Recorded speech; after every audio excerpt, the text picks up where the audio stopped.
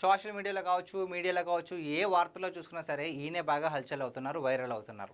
అసలు ఏ విషయం మీద ఈయన ఎంత వైరల్ అవుతున్నారో ఒకసారి తెలుసుకునే ప్రయత్నం చేద్దాం. సో, గుంటూరు జిల్లాలోని తక్కెళ్ళపాడు అనే గ్రామంలో ఆ గ్రామస్తులంతా కూడా శ్రీకృష్ణుని విగ్రహాన్ని ప్రతిష్ఠిస్తుంటే ఈయన వెళ్ళి అడ్డుకున్నారు. మీ అందరికీ ఒక డౌట్ రావచ్చు. ఈయన పేరేమో రామచంద్ర యాదవ్. మరి ఈయన ఎందుకు వెళ్ళి శ్రీకృష్ణుని విగ్రహాన్ని ప్రతిష్ఠిస్తుంటే ఎందుకు అడ్డుకున్నారనే డౌట్ మీ అందరికీ రావచ్చు. కాకపోతే అసలు ఎందుకు ఈయన ఈ విధంగా ప్రవర్తించడం అనేది ఒకసారి తెలుసుకునే ప్రయత్నం చేద్దాం. సో చూసారు కదండి, తక్కెళ్ళపాడు అనే గ్రామస్తులు ఏం చేస్తారు అంటే శ్రీకృష్ణుని విగ్రహాన్ని నందమూరి తారక రామారావు గారి రూపంలో తయారు చేయించుకున్నారు.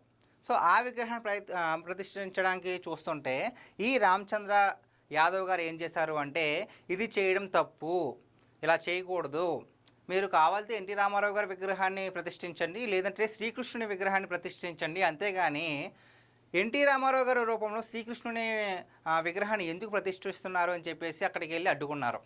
సో ఆయన చెప్పేది ఏంటంటే, ఇలా చేయడం తప్పు, ఇది కొంతమంది మతస్థుల్ని మతంలో ఉన్నవారిని చాలా మనోభావాలు దెబ్బతినేలా చేస్తాయని చెప్తున్నారు.